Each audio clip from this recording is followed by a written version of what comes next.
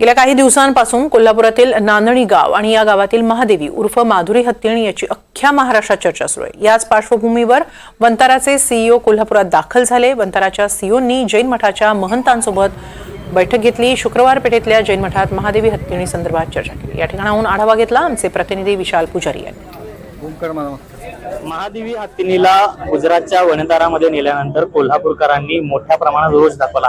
एक पदयात्रा देखील पार पडली, काही स्वाक्षरी मोहीम देखील पार पडल्या आणि याच्यानंतर आता वनताराची टीम जी आहे ती पुन्हा एकदा कोल्हापुरात आलेली आहे। सध्या दिगंबर जैन बोर्डिंग या मठामध्ये सध्या या वनतारासोबत कोल्हापुरातल्या स्थानिक लोकप्रतिनिधी असतील, त्याचबरोबर नांदणी मठाचे काही ट्रस्टी असतील यांच्यासोबत बैठक जी आहे ती सुरू झालेली आहे। तर गेल्या काही दिवसांपासून जो रोष होता कोल्हापूरकरांनी सोशल मीडिया असेल इतर माध्यमातून हा रोष जो आहे तो दाखवण्याचा प्रयत्न केला आणि त्याच्यानंतरच ही जी टीम जी आहे ती आता पुन्हा एकदा कोल्हापुरात पोहोचलेली आहे आणि या सगळ्या दिगंबर जैन बोर्डिंग मध्ये जी बैठक पार पडते या बैठकीमधून काय नेमका तोडगा बाहेर पडणार हे सुद्धा पाहणं महत्वाचं आहे। मात्र प्रायोगिक तत्वावर जर का पाहिजे झालं तर वनताराच्या टीमनं सकाळीच मुख्यमंत्र्यांची देखील भेट घेतलेली होती। त्याच्यानंतर एक माफीनामा देखील जाहीर केलेला होता। या माफीनाम्यानंतर कोल्हापूरमध्ये वनताराची टीम एक युनिट देखील सज्ज करून या महादेवी हत्तीणीची काळजी घेईल याबाबत असे एक माहितीचं निवेदन जे आहे ते सुद्धा प्रसिद्ध केलेलं होतं आणि त्याच्यानंतरच आता पुन्हा